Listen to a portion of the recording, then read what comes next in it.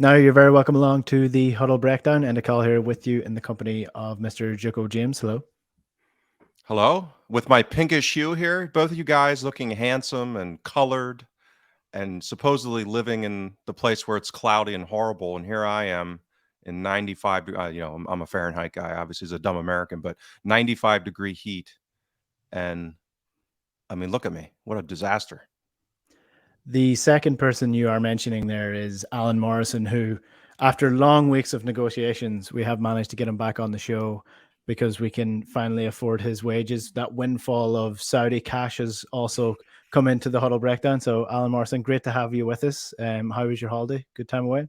It was good, thanks. Yeah, that cash didn't get you an injection of new quality. It just managed to keep hold of the same old, which I think is a topic we might come on to. But yeah, sadly for James, it's obviously far too hot to even go outside. He's got the skin pallor of somebody who lives in air conditioning. When it isn't raining here, which isn't very often, at least we can go outside. Well, I'm telling you, it looks like a November's day outside my window at the minute, so I'm huddled on the inside. Look, we have plenty to talk about on the show today. There is some transfer news that has been breaking today. It hasn't been confirmed by the club, but it seems that there are two players coming in the door from the K-League coming to Celtic. We're going to be talking about Callum McGregor's role, his 5-year deal with the club. Alan, you've been writing about that, so that's coming up later on. But I wanted to bring you some audio from a press conference yesterday that I had the privilege to attend. Mr. Brendan Rodgers was in front of the Irish media yesterday. He was speaking ahead of Celtic's game in Dublin in July. They're playing Wolves on the 29th of July. So that's the game that was supposed to be in Korea. It's actually in Dublin now. So I got to attend it, which means I got to ask Rodgers some questions. So you might have seen the audio on Twitter already, but if you haven't seen it, this was me asking Brendan Rodgers some questions in the press conference. Now, one thing I should say before we get into it is that the audio quality isn't great because for some reason they didn't record our end in the way that it was going through the Zoom feed. I actually had my mic on and everything to be professional about it, but for some reason they sent us audio that is essentially coming out of Brendan Rodgers' computer. So his audio is fine, my audio is not. That is the content warning going into this. So this is myself speaking to Brendan Rodgers in the press conference yesterday and the questions I asked. Just wondering about the style of play that you hope to implement at Celtic. Ange obviously played a fairly strict 4-3-3. I know it changed throughout the game, but it was inverted fullbacks and 4-3-3 was what he played in Europe as well. You've very much played a 4-2-3-1 with overlapping fullbacks, so I wonder what's your adaptation to the Celtic squad with the players that Ange has who are used to playing in a certain type of way? Yeah, listen, I think if you followed my career through my teams, you'll see that in terms of stylistically, it's not too different in relation to when you haven't got the ball, being really aggressive in your pressing and really limiting the space of the opponent. And then when you have the ball, being expansive, being creative, but also very organised within that. Maybe the slight differences might be that I like the team to play out of different systems. So when I was at Celtic the last time, we defended in 4-2-3-1, and then when we had the ball, we were 3-4-3.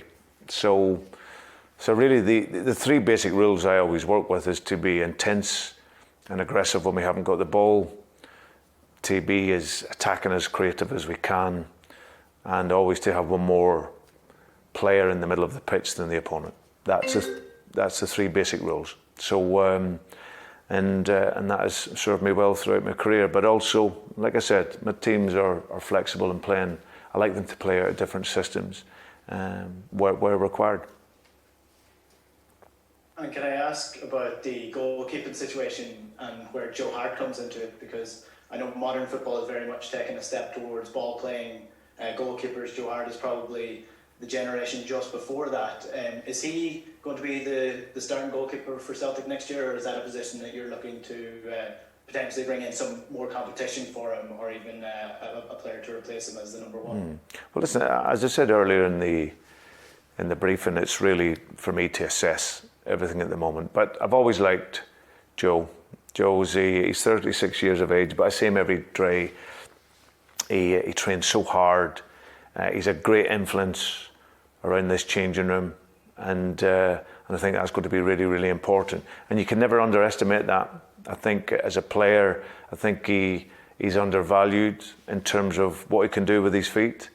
You know, I don't need him to be Edison at Man City. I just need him to keep the ball out of the net, and then when it goes back to him, I just need him to play simple.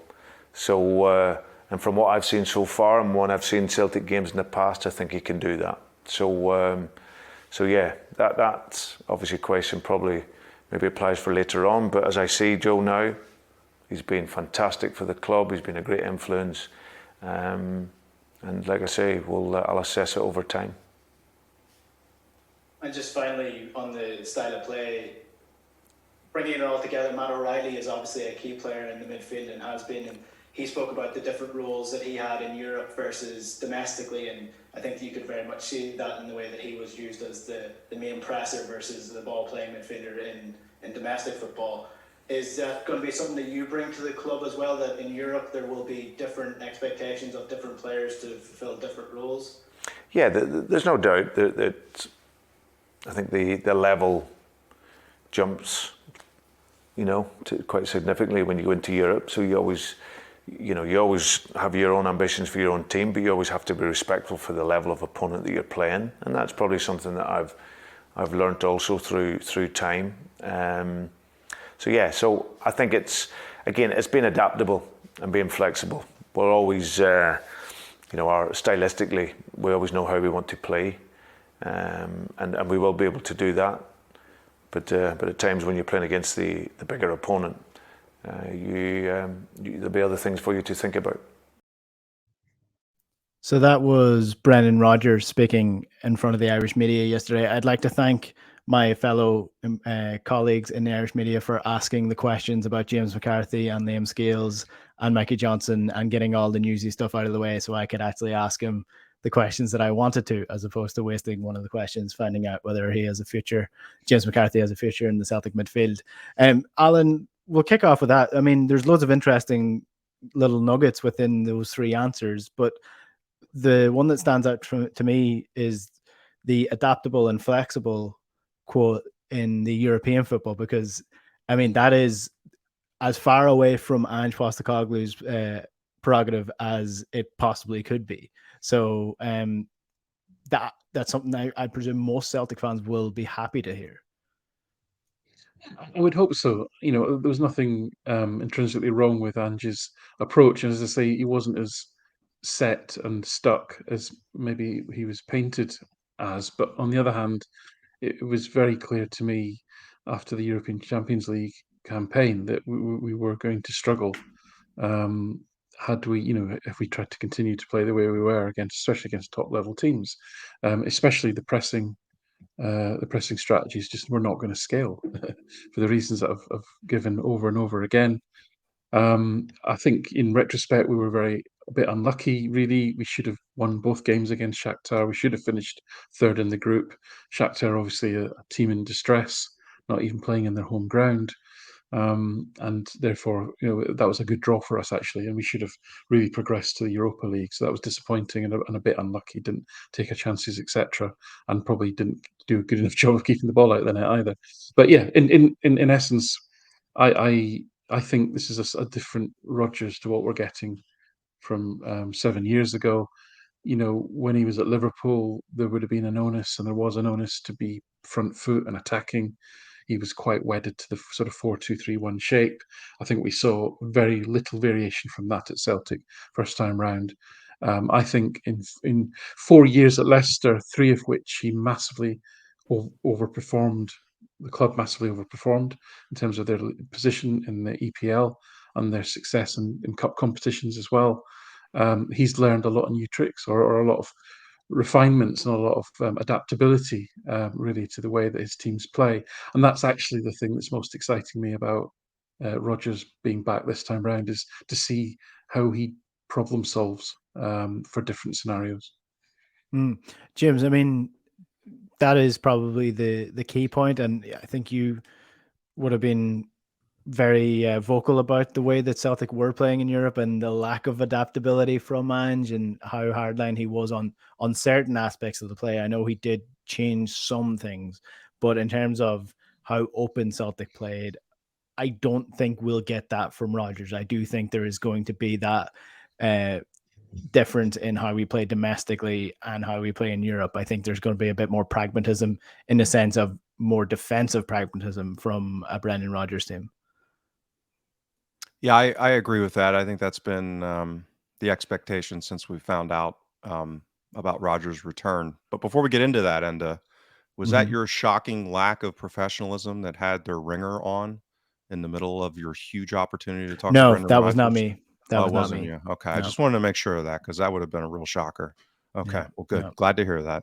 But Scout's honor, you're being truthful about that? Yeah, You wouldn't that lie was to not our me. audience. You could Okay, tell all right. because there was so much louder. That actually, I heard that go off in the press conference. Are and you that must have accusing been- Brendan Rodgers of having No, his ringer on? I'm accusing the cameraman who was Oh, okay. filming Brendan Rodgers of having his phone on because you can hear it right beside the camera. That's where the noise is coming Okay. from. So Well, you're the professional. I'll accept that expertise. But yeah, I found his answers to your questions very interesting. Not terribly surprising. I mean, he's not going to come out and badmouth anybody, vis-a-vis Hart or anything like that. And I think he answered the idea about style of play. It was interesting to hear him explicitly name 3-4-3 in attack, which is kind of, I think those of us that have watched it look like that, but for him to characterize it that way, I thought was interesting. And I think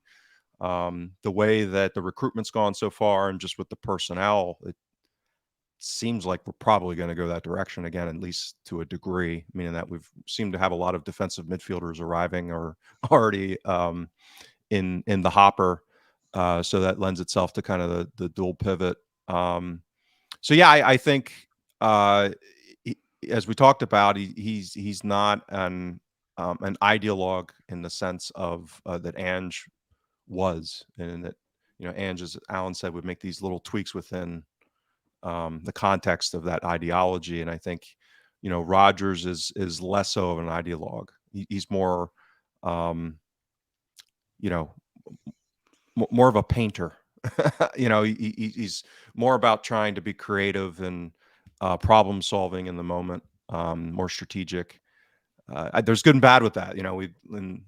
Dominik, our discussion with him with his time at Leicester, when you do that kind of shifting around, you can get it wrong.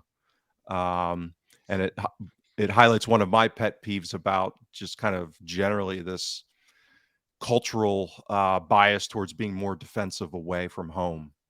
Obviously it's different if you're going, to Barcelona or to Real Madrid, but there's still in some decision makers in football, still this bias to, even when you're playing someone similar to you as far as stature, this idea of being aggressive at home and more defensive away.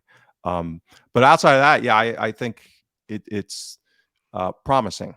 Obviously we have to fulfill, but I think as we'll get into, some of this is going to come down to personnel is a big part of this. But I think we'll probably have a lot more margin for error relative to the path that we would have been going down in this parallel universe of Ange staying for this season. So. Yeah. Some more top line news from the press conference. So Mikey Johnson is injured, unfortunately, again. 3 months he's going to be out with a back injury, which is just, that's just devastating for him after getting his form back. And it's, I'd say, really bad news for Ireland as well, because he has been really, really brilliant when he's come off the bench or played for Ireland so far. So for him to be missing those internationals from an Irishman is a really big blow as well. Cameron Carter-Vickers back on the pitch. Obviously he had that knee injury at the end of the season. He's back training, but he probably won't be fit for maybe the first game by the sounds of it, but he might be pretty much good to go by the second week of the season. Alistair Johnston is out for a good few weeks. It could be it could be 4 to 8 essentially is the news. His ankle, he had an ankle injury which he had surgery on. Marco Tilio is going to miss the start of the season. That was confirmed by Brendan Rodgers, that they knew he had this injury before they signed him, so they always knew he was going to miss the start of the season. So that's the sort of injury news. That's the newsy stuff that came from it. In terms of the rest of the stuff, you could read between the lines for some of the questions that were thrown towards him in terms of the future of certain players. So obviously, this was an Irish-based press conference, so there was more Irish players on, or more Irish press out there. So therefore, asking about the likes of Mikey Johnson, his future. Brendan Rodgers basically said it's up to Mikey to prove whether he's good enough to be at Celtic, not for them to give him a chance. In terms of James McCarthy, Liam Scales, and even Joe Hart, who you will have heard in his answer, anytime he was asked about a player, reading between the lines of his answer is that they're assessing the current squad and their suitability. Any player that is being under assessment, I would say it means what it is. They're assessing whether they're good enough for the current squad. So I wouldn't take his answer for Joe Hart to be an absolutely sure thing that he's going to be Celtic's number one. It does sound like it's going to be Celtic's number one for at least the start of the season until January, if not the full season, and then they will be looking to replace him. But I wouldn't take it as an absolute nailed on thing that Joe Hart is going to be the goalkeeper by the sounds of it. Just reading between the lines of what he said about Hart and how that related to what he said about McCarthy and Scales and the rest of the players you would probably expect to not be at the club in the next couple of months. So we'll wait and see on that one. In terms of the people who are going to be at the club over the next couple of seasons, we are going to talk about the new signings later on in the podcast, but Callum McGregor has signed a 5-year deal since you've been away, Alan, and you've been writing about it. And in terms of the structure of the deal, what it's going to be like, and how that relates to Scott Brown. Now, I want to get it on the record straight away. Your piece does not say that Callum McGregor should not have signed a new deal, that Celtic should not have signed him because Scott Brown declined. You're just making a comparison in the amount of minutes and what happened to Scott Brown and what could potentially happen with Callum McGregor over the next couple of years. Yeah, absolutely. Callum's integral to the way that Celtic play. Never mind my data. Look at StatsBomb data. They have something called XG build-up.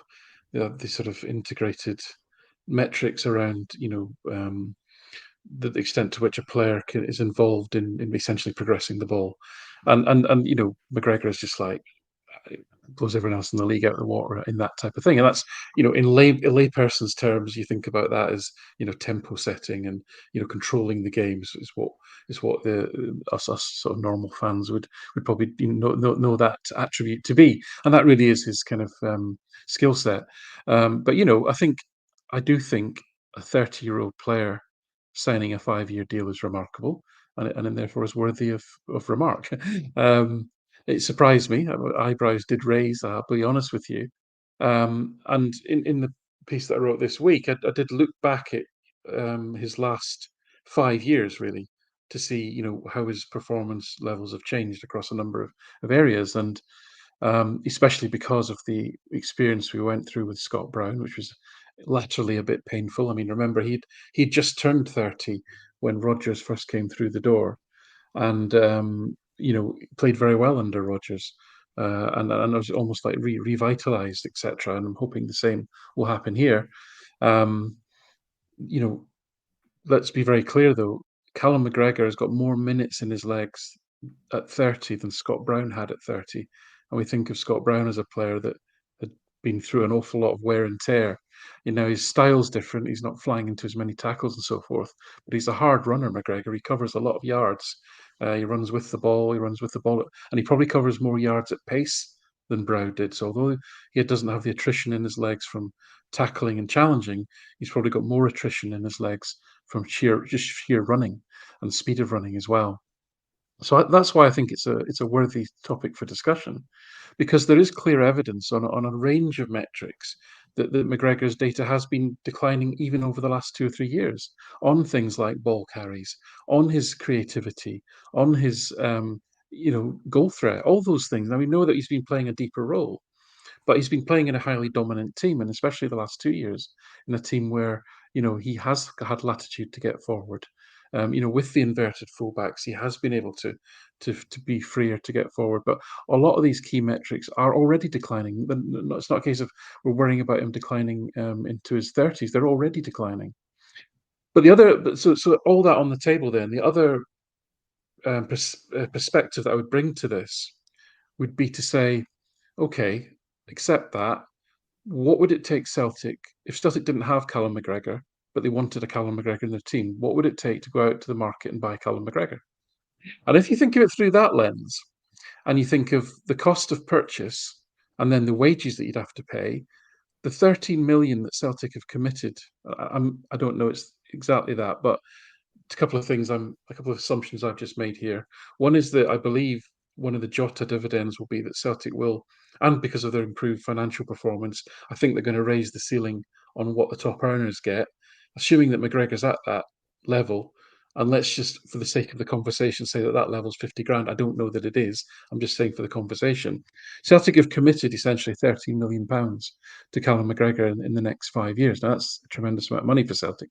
We know that. But if you were to buy a player of that quality that gives you the attributes of McGregor, I can promise you it would cost you an awful lot more than £13 million over a 5-year period to do that. And I think that's the business case really.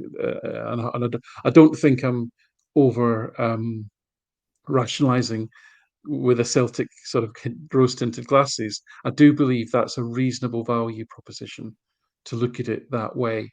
I'm not keen on giving 30-year-old players 5-year contracts, I'll be honest with you. But as I say, it would be very difficult for Celtic to buy someone like that. Just think back to when Celtic purchased Neil Lennon. Neil Lennon, I know they're different players, a very different style, but to have bought what Neil Lennon gave that Celtic team, back in 2003, maybe, whatever it was, £6 million that in those days, right? And then the wages, he would have gone straight on to 30 grand a year, I think it was, he was on. So again, inflation, roll that forward. That's what you're looking at. It'd be that type of expenditure to replace Callum McGregor in the free market. So what I'm saying is eyes wide open. There's already evidence of decline. Let's be very honest about that. But he's still a top player at the attributes that he gives. And as I say, I do think net, it's not a ridiculously poor investment. It's probably a reasonably sensible investment. Yeah. I'm going to give the non-football business point of view towards this Callum McGregor new deal. And that is that, firstly, cards on the table, I think Callum McGregor is still the best player in Scotland across the board, consistency-wise, ability-wise, what he brings that are intangibles in terms of his leadership qualities. But also the reason that I think that he deserves this deal and why I think we should make an exception for a 5-year deal for a 30-year-old with Callum McGregor is that loyalty should be rewarded with loyalty. And I've no doubt in my mind that Callum McGregor could have left Celtic numerous times across his career for, albeit probably a low-level Premier League, if not a high-level Championship side. But he probably has left higher wages on the table for his career to stick around Celtic, to stay there, to be a one-man club, essentially in his professional career and he is the captain. He's going to retire at Celtic as Celtic's captain, having won numerous trebles, and he has shown loyalty to Celtic, which I think should be rewarded again with loyalty to him as an employee and as somebody who has given countless minutes on the pitch to be a top professional at the club. So I think it's a reward for what he has given Celtic as opposed to what he will continue to give Celtic across these next couple of years. Where I draw the line is the difference between him and Scott Brown, and what I see the difference between him and Scott Brown is that Celtic continue to play Scott Brown in a role that further exposed his weaknesses and his age, and his decline was a complete nosedive because we had a man in charge who threw Scott Brown to the wolves, essentially, because he was still playing in a role that he couldn't fulfill with players who weren't helping him out. I don't think that'll happen with Callum McGregor, especially with the amount of midfielders that are coming into the club, especially with the variety of midfielders that are already at the club and coming into the club. I don't think Callum McGregor's decline will be as stark as Scott Brown's, because I don't think Brendan Rodgers will allow him to be as exposed as Scott Brown was with his age. So that would be my point of view on the matter. James, I don't know what you think. Well, I'll try to add, because I agree with both of you in many respects. So I'll try to add a couple of different twists to the conversation. So I think the first part is that, when we talk about decline curves, all these things are, averages and different lifestyle choices that players make, body compositions. They all have kind of very specific circumstances. So you take these averages and, it doesn't mean that, everyone follows the average, obviously. So I think one of the idiosyncratic aspects of Brown's timeline was that, by all accounts, he had not been living the most professional lifestyle, to be charitable, in the latter stage of the Dyla years. So when he committed himself to do that, again, purportedly as part of, let's call it a come to Jesus meeting that he had with Rodgers. I think it sounded like the reports at the time, where they had a very long conversation early on Rodgers' arrival in his first tenure. And to Brown's credit, he committed himself to that more kind of professional lifestyle. So he almost was on a decline curve based off of the way he was living, and then kind of hopped back up into a different decline curve because of all of a sudden, living a different lifestyle. So I think, I don't think there's any talk or reporting or even guesswork that McGregor has been doing anything other than lead the kind of 24/7 professional lifestyle. So I think that is a credit to him, obviously, but it also suggests that, hey, we might already, he may not have that kind of bunny hop like Brown experienced. So, his decline curve will obviously be his own, very specific.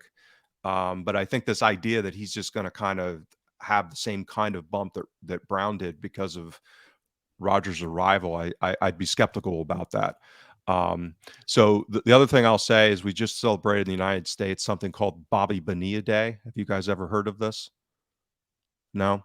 Well, he No. was a baseball player back in the 80s and 90s, and he went back to the New York Mets for a second tenure in the late 90s, and it didn't go really well. They'd signed him to this dumb contract, aging player, right? The Mets weren't the smartest, and they still aren't the smartest in the Moneyball era of baseball-run clubs.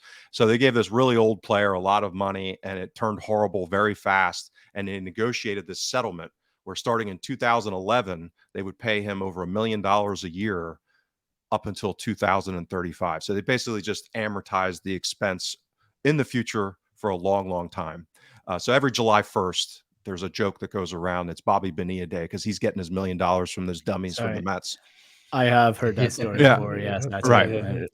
So the reason why I got into that is, first of all, I'm okay. I said this when they signed Forrest to his contract, which, if you're going to be like a militant resource allocation person, it probably wasn't the most effective use of money. But I agree with what you said, Enda. These are people that came up through the club, through the academy, and so I just lean on a personal basis towards that kind of, as you called it, loyalty. But the other part of this is, because I agree with that. Like, the 5 years, I think, is the part of this that's kind of eye opening, above and beyond it being a 30-year-old. I mean, that's a long contract for Celtic in general. And if you think about the total cost, again, because we don't know the wage, part of what that could be, and by, again, all accounts, he's the captain, he's been very loyal to the club. There could be a part of kind of amortizing the total compensation for him over a year or two extra, in order for him to get paid a fair amount, but also to make it more digestible on a season by season basis to Celtic. So that kind of structure in the deal, I think, wouldn't surprise me, given all the parties involved and what's going on. The other aspect is it's about an intelligent management of his decline. So one of the reason why I was so critical about the Brown era towards the end was that it just didn't seem like there was anything thoughtful going on. It was unfair to Brown. It was unfair to the team. It sabotaged various things, and it just was emblematic of a culture, in my view, that was, in the dark ages, so to speak. weighting some of these intangibles way higher than, in my view, they should be. Now, again, as I've said over and over again, not that they're not important on the margin. So it's about how do we manage this, and how do you put Callum McGregor in a position to age gracefully, to be treated with, really the respect that he deserves, given his commitment to the club and the performance over the years, and to being flogged like a an animal for for many seasons now, playing over 55, 60 games. So those kind of wear and tear things are going to have a cumulative effect, and it's about putting him in a position to succeed and help the team still, which I would be shocked if that's not a priority for him. So it's, how does that happen? And my concern is how that's managed, and whether or not he's rotated, whether or not he's, because I still hear a lot of supporters say they want him pushed forward and playing box to box. And it's like, this is not 26-year-old Callum McGregor anymore. And those kind of moves would make some of these issues that Alan's pointing out relative to his, again, normal decline, would make those potentially even more problematic. So yeah, that's kind of how I've been thinking about it, holistically. Yeah, I completely agree with that. I just want to clarify one thing that I said in my point, that before people come at me in the comments, I do know that Callum McGregor was on loan. I just couldn't remember the club that he was on loan. But to me, he is still a one club man. Does that still count if you go out in loan when you're? Yeah, I think so. Yeah, he didn't 100%. transfer away from the club. Yeah. Yeah, so that's Yeah, the he one had point the- I wanted to make before people come at me. I do know that he went on loan, but I still consider him a one club man. So, Alan, I know you had another point. Yeah, sorry, and that loan's actually worthy of comment, because it was 46 games in League Two in England against a team battling to stay in the league, and he scored 14 goals from the wing for that team. He actually played with Jack Grealish in that team, I think from memory. But anyway, yeah, the other aspect of this that I think is worthy of consideration is that, what I think the club is doing with the sort of, let's call it the Jota sort of Saudi dividend, but also they're relatively cash rich anyway, is they are really sort of fixing the roof and the foundations in advance of anything that Rodgers wants to do as far as freshening up the team, and that's, we can't have a situation where every single player at the club we're playing the sort of asset management game with. You can't do it, right? It's not always appropriate or realistic, and it's not desirable. And what I think is happening is that some of that money is essentially, as James said, being amortized across a number of years, which is why you think we got 25, 28 million for Jota. We're not going to suddenly have 25 million to spend in this transfer, and it's not going to work like that, okay? Some of this money is going to be spent over a number of years on the Kyogo deal, on the Jota deal, and the Maeda deal, and possibly others that may get renewed. And I think what they want to do is have a core of players that are your backbone. I don't necessarily mean literally the spine of the team, but in the case of Kyogo McGregor, hopefully Carter Vickers, it is literally the spine of the team. And then you asset manage everyone else around that. Okay, you can't have everybody flipped every 2 years. That's just too disruptive. You want to have a core of players that are going to be in it for the long term, if possible. And a 28-year-old Kyogo and a 30-year-old McGregor, I would be quite confident that they're in it for the long term, and you can build around them, and then you play the asset management game with some other players, if you like, your Jotas and your Abadas and so forth. So that would be the other consideration that I would say, is that you need to have that core, and it sends the message that if you want to be here for the long term, we will look after you, and that's really quite an important message as well. Yeah, I mean that's what I mean by the loyalty as well, because I think with Celtic fans, the biggest thing that, especially with players like Jota or whatever, Henrik Larsson is always the number one person that they throw, that he stayed longer than he probably could have, but he showed loyalty to the club, and we'll show loyalty to him in the aftermath of his career here. I think you need to consider that these are human beings at the end of the day, and if you only consider them to be assets to the club, then you will always be selling players after 2 years, and you will never have a player like Callum McGregor who spends his entire career at one club and becomes, a figurehead of that. And like, the likelihood is with this sort of deal, especially with the amount of minutes that Callum McGregor has in the tank, I suspect he's going to be pretty much done. Now, I could be wrong. He could be one of these freaks that goes on, and given his fitness, he actually could be one of these players. But I suspect his career will be winding down within 3 seasons, and he'll start moving into a coaching role within the Celtic academy and the underage structures. I would imagine that's going to be part of this deal as well, that he'll end up going into his coaching badges if he wants to do that. So, I mean, I think obviously from a playing perspective, it's not going to be ideal if we're still playing Callum McGregor, a 34-year-old in the midfield who has, how many thousands of games under his belt. But I don't think that will happen. I think that's the key point. Well, the other part of that is, well, first of all, the comments on Larsson, the financial disparities in Larsson's time. I mean, Celtic and Rangers were paying wages that were not that dissimilar to Premier League, or even, maybe not the Galacticos clubs, but, top tier in Italy and France. So we could compete in order to keep him at the club. Make it reasonable. It wasn't like, he wasn't going to leave to get 10 times his wages. So he would have gotten more probably had he gone to Barcelona earlier or Madrid or somewhere like that. But it wasn't like exponential difference. So, it's hard to play counterfactual as far as what 28-year-old or 29-year-old Henrik Larsson would have been, decision he would have made had he had that kind of financial opportunity on his plate. But but the other aspect, so this is another kind of just concern I have about McGregor's aging, is if he's going to be in that deep midfielder role, and he still might progress to this. I mean, I don't underestimate his ability to get better in certain ways, because he is a really smart player, but he doesn't have that kind of deep lying Pirlo playmaking aspect, meaning that, to Alan's point, he's almost like the cog in the machine that makes the engine go. There's not a lot of that deep lying creativity at a really high level where you'd say, okay, even at 34 or 35, like, he's so good from deep, like an Iniesta type, that you'd say, hey, he can still pick out passes and just be insanely creative and rip teams apart.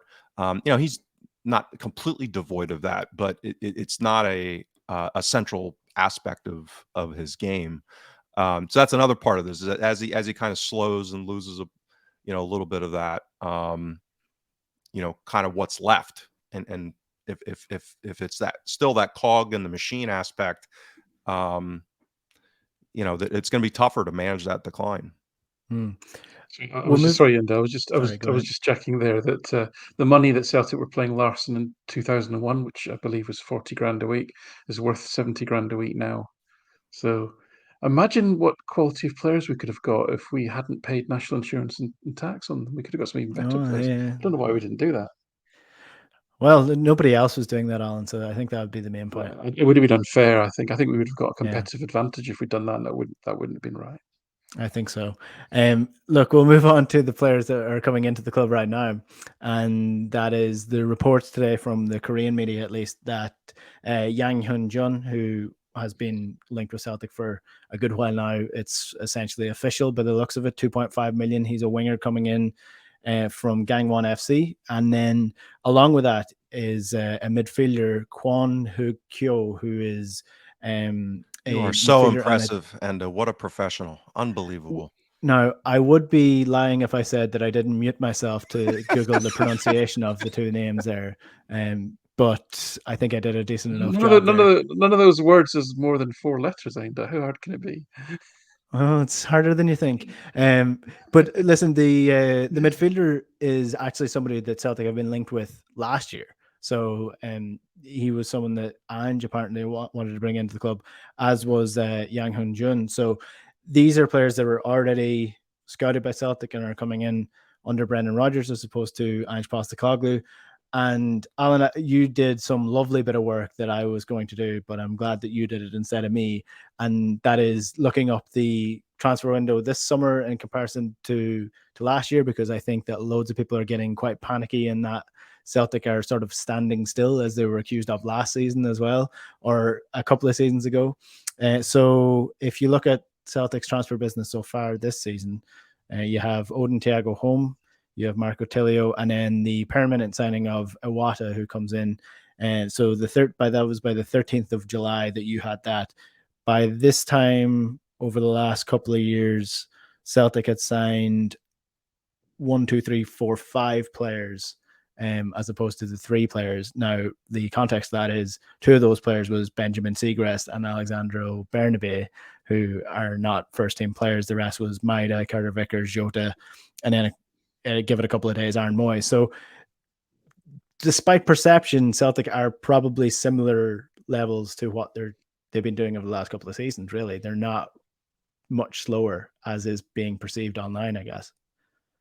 Yeah, it's interesting. I don't know to what extent this is going to carry on, this kind of, identification of young 20 something, young 20, 21, 22-year-olds who've clearly been scouted, as you said, for a considerable number of time. I think Tilio said at least 2 years he's been on Celtic's radar. I think Yang, as you said, was maybe the same.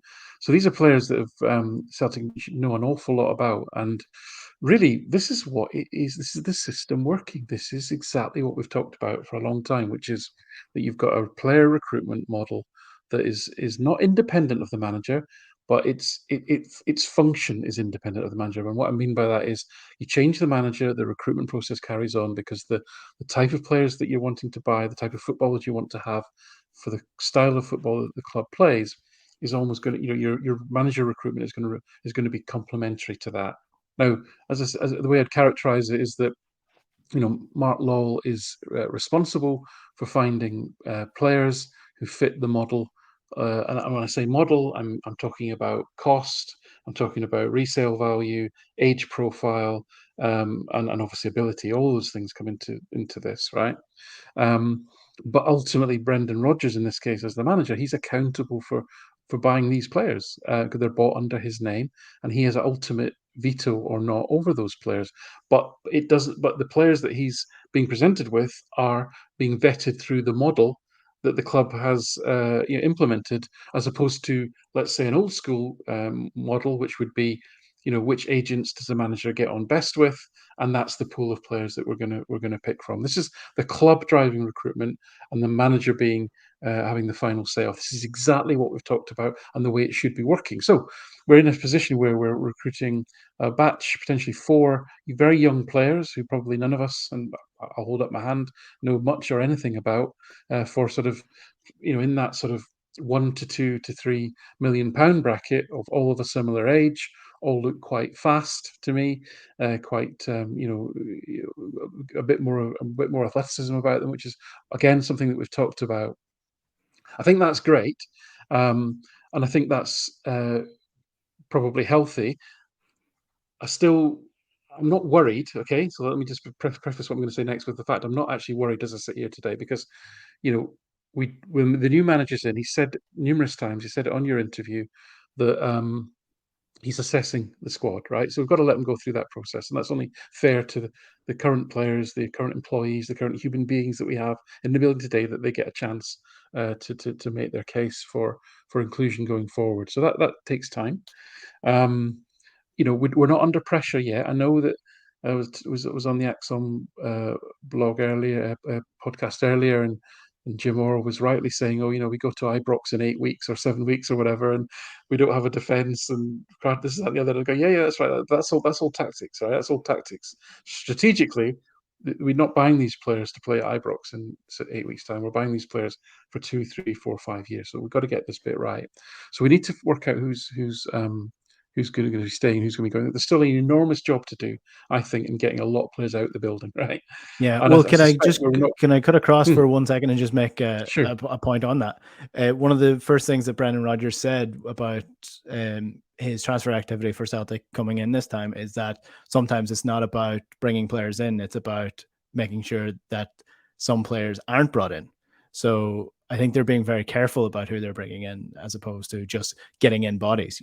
There's no point in bringing in loads of bodies that are like, Itaguchi or a couple of the names that were brought in the very early tenure of Ange's reign that are no longer at the club anymore and were just pointless bodies. Yeah, and we also don't seem to be doing the sort of try before you buy. I mean, the Jens and Abelgar last season were excellent examples of, we got these players on loan, we tried them, and then there was almost like minimal pain to get rid of them. Really, we're not doing that. We're committing to these young players. So that's a slight change as well in that sense. So obviously, like all transfers, there's a bit of risk, but I don't think we'll see the sort of bigger money signings or the bigger player reputation signings, if you want to put it that way, quite yet. But I don't think we're under any panic to do so. I do think we do. I do. This is an interesting debate, isn't it? Do we hope that every single one of these four players that you've mentioned, Home, Tilio, etc., Yang, Kwal, etc., do we hope that each one of them is a Larson-esque signing, under the radar? Unlikely these days, right? And the fact remains that for us to be competitive in the Champions League, we simply need better players. It's not complicated. We saw what a brilliant system can do in Champions League, right? I've never seen such a coherent, well-coached Celtic team as what we saw under Ange. Wasn't good enough because we simply didn't have good enough players. At the end of the day, you simply need better players. So we do need to upskill in a lot of key positions and get better, and that inevitably costs money. And if you're going to spend more money on players, it takes longer, it's more complicated, you're less likely to get them, they're going to have other options, they're less likely to want to come, all of that, right? So be patient is what I would say. I think there's an awful lot more to happen, an awful lot more to come. I think we're almost picking off the low hanging fruit of young talent that's been well scouted for a number of years. So that should give us confidence. But that isn't what's going to take us up a level from fourth in a Champions League group to third. I think that's still to come. Yeah, I agree with all that. James, do you want to come in with that? Yeah, I completely agree. I think the interesting debate comes down to kind of an optimized resource utilization, right? So to sound even dorkier than I usually do, but how much do you allocate to that? Let's call it flyers, right? And I don't mean that in a pejorative sense, but just kind of, if you're buying in that 1 to 3 million range now, I mean, you almost have to go to some of these markets to even reasonably have a decent shot. Because 2 million in Korea is not the same as 2 million in France, obviously. So it makes sense that there would be a shift towards some of these markets that are generally cheaper. But it's going to be a question, because again, we just haven't been doing these things. So all these things are very unknown. I mean, the fact that it's the 23-24 season and we're finally kind of getting around to doing this. And we flirted with a kind of version of this. Oh, geez, I can't even remember the name anymore. COVID brain. The guy who was the director of recruitment under John Park. No, after him in the 1920 season in 2021, he brought in Barkas. Yes. No, Congleton. after him, he was the one that had brought in all the young English players or from England, Frimpong and that class. I forget the guy's name, but so we kind of sort of went through, but it was this hybrid of like guys we knew. Yeah, they were recruiting in that kind of 17 to 21 age group, but it was this hybrid of looking younger but doing it old school way with contacts and agents. And this is more so looking like a global kind of recruitment process. So better late than never, for sure. But it's just going to take some time until we see how good they are at it, right? I mean, we just don't know. So we hope. I mean, all these guys kind of look good and interesting, and right. But it's for that basket of 1 to 3 million, you need, in my area, you need that convexity. Right, you need the Van Dykes and some of these guys that are just going to mature and develop in a way that's surprising. They have raw materials, but they really just come through in a way that's unexpected. So you play a numbers game there. You're probably going to get some of those that happen, and hopefully you raise the floor that most of them are at least productive and they get smart about they play a couple of seasons and show that they're maybe even like mid-tier championship level quality. And you buy them for 1 and you sell them for 5 and that kind of thing. So in Talon's point, you have the core and then you start turning some of these guys over. And if you do it enough, you're at least turning it into a positive cash flow enterprise with some flyers that hit big. But again, are you going to be able to do that in volume to get the quality of player like Alan's talking about without doing more of the 6, 8, $10 million bracket where maybe you're having to pay a 19-year-old 40 grand a week, thinking that you're taking more risk because of that. But if you're really good at what you're doing, then, maybe it's not that big of a risk. Yeah. I know that just because something is better than it was doesn't mean that it's good and should be acceptable. But just for context, on the last this transfer window in comparison to the 2021 transfer window, where Celtic brought in 1, 2, 3, 4, 5, 6 players, Diego Laxalt, John Joe Kenny, Shane Duffy, Barkas, Ajeti. It's better to keep those players out of the club than bring in 6 players and for all 6 of them to be absolute flops. So that's sort of where I stand on it. I would rather the club be prudent and maybe it's only 3 to 4 players coming in than for it to be 7 or 8 players and for 5 or 6 of them to be absolutely useless and no use to the club anyway. So yeah, I don't know. I'm not panicking. I'm not panicking on this season at all. I think there seems to be that level of anxiety, as there always tends to be with Celtic fans, despite the dominance domestically. But I guess we're just about a month out from the start of the season. Like, are you just nervous for the start of the season? Are you just worried about the way the squad is coming together in comparison to last year and in comparison to the competition that's going to be there? Really, in all honesty, I think there's a hell of a lot of work to do. I really do. As I say, I think that was always going to be the case. I think we knew that after 2 years under Ange Ball, was going to be certain players that would have been starting to attract attention. And if we're being true to ourselves, we're encouraging to be flipped in that way, like Jota or Yoto. and I we have to say that. though, like you said that he's not the same Rodgers as he was in the last time. Some of the stuff in the press conference would prove you otherwise. Indeed. So listen, yeah. We had to get this would be the season 2 years in that we would start to flip some of the ones that saw their futures elsewhere, and that hopefully we then start to grow the football club because on the back of that. So I think that was always going to happen. We knew that we had 9 players out on loan, none of whom seemed to have a future under the old manager, and I'd be astonished if they transformed their futures under the new one. Sorry, and if Liam Scales falls into that category. So we knew that we had that to deal with, because you can't just carry a 30, 32, 33 man squad. We've got to get at least sort of 8, 9 players away. That's Peter Nicholson's job once Rodgers decides. Peter Nicholson. Nicholson's job once. Freudian slip.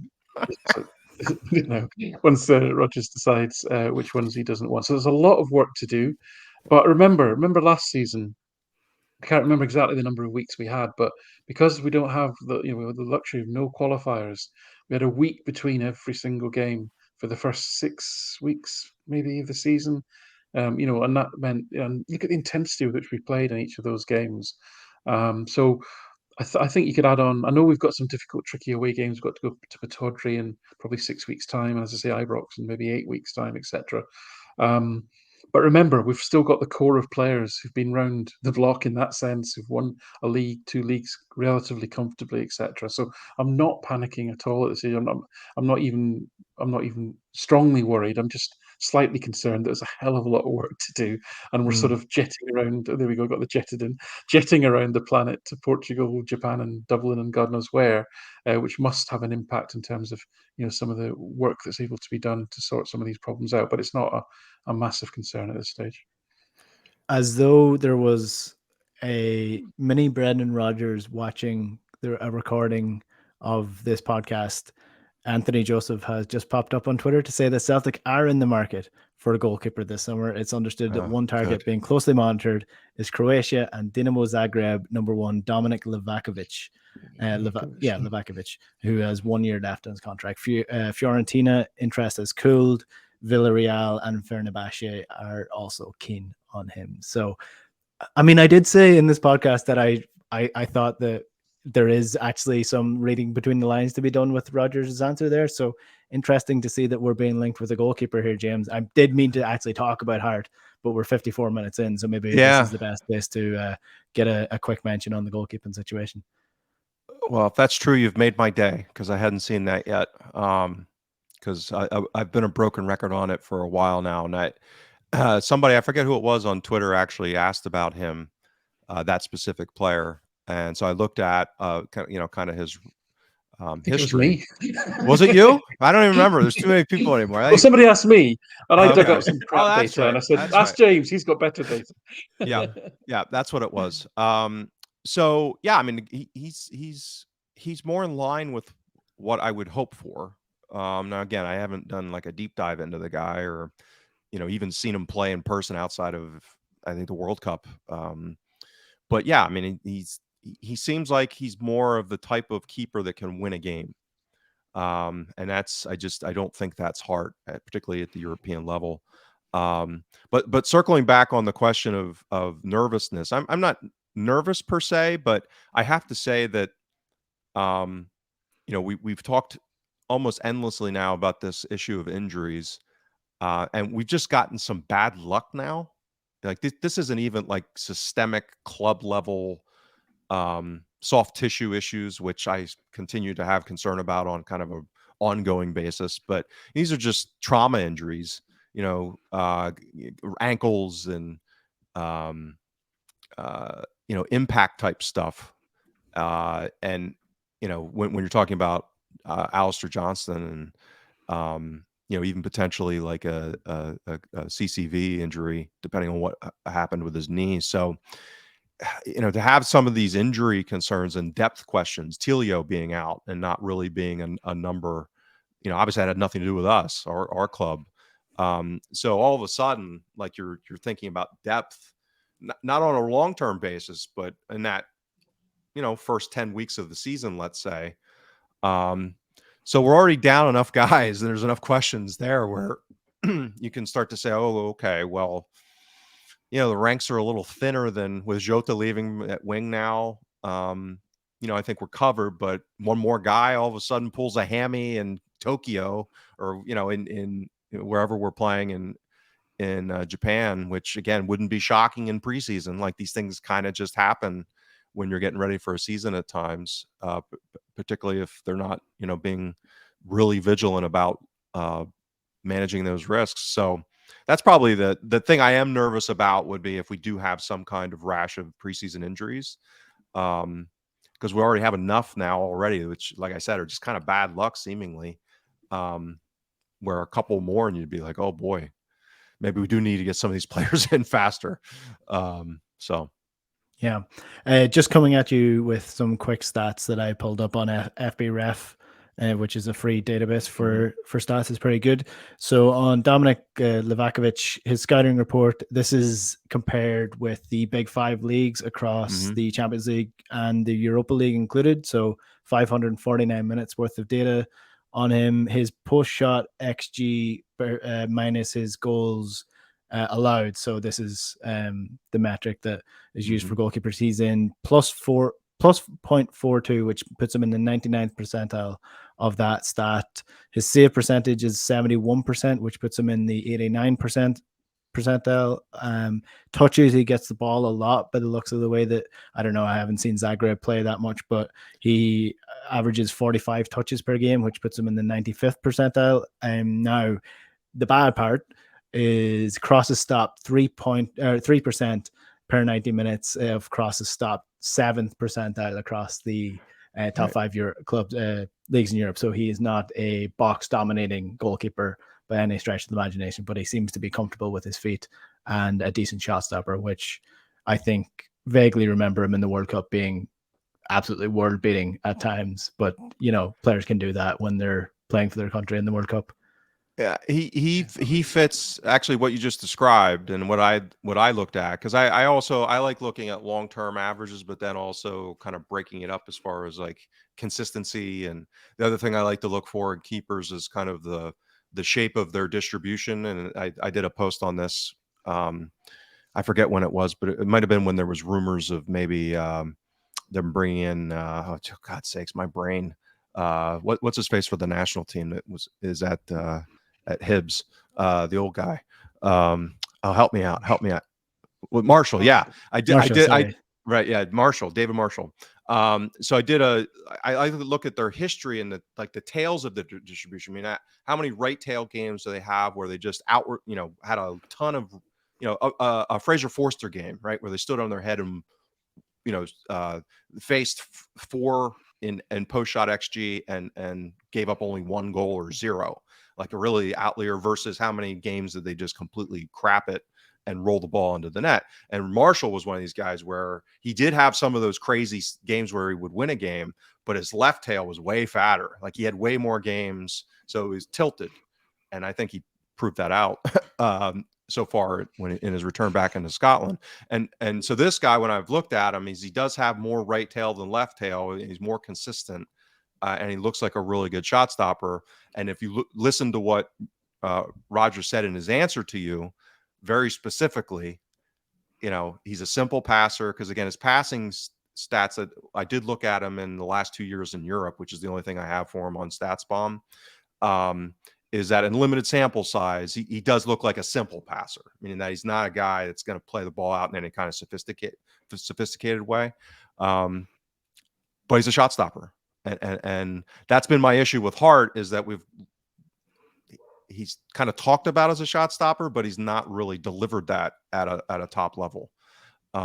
He's been functional in Scotland, but he hasn't been dominant in that way in Scotland. And at the European level, we kind of get none of it. I mean, he's not a ball player. He's not good off the line, and his shot stopping hasn't been good enough. So I think this guy would really fill that gap. So I find that very hopeful if it's the case. Mm-hmm. Well, that is Anthony Joseph who's reporting that. So you'd have to imagine it's usually fairly concrete to be links at least, if not being talked about in terms of Celtic actually making a move for him. So that'll be a very interesting signing. I think that'll make a lot of people very excited for the season ahead, as opposed to nervous. If that would be a statement signing for Celtic, in my opinion. Bringing in the number 1 Croatian goalkeeper is fairly good going, and he's still quite young. So that is probably the best place to park the podcast this Friday night. And I'm going to go get a Chinese. I know you don't really have those in America. So what are you talking about? Well, you not the ones that we have. It's different. It's different. Yeah, ours is filled with MSG and horrible preservatives and. So is ours. It's just not Chinese food. It's like curry and not as much rice and chips and chicken and peppers. It doesn't remotely it doesn't remotely look like or taste like Chinese food. So, but it's still delicious. So that's what I'm going to do on my Friday night. Alan, thank you. Yep. Thanks, guys. Thanks, guys. James, thank you. Yep. And thanks to everybody who is tuning in on podcast or on YouTube. If you're watching on YouTube and you like the channel, make sure to like and subscribe and leave a comment below as well. And we'll try to get back to as many comments as we can. If you're listening on iTunes, be sure to leave us a review to give us a little bump in the algorithm. And we will be continuing on with these conversations over the next couple of weeks. So make sure you're following us on Twitter as well. We shall chat to you next week. Good luck.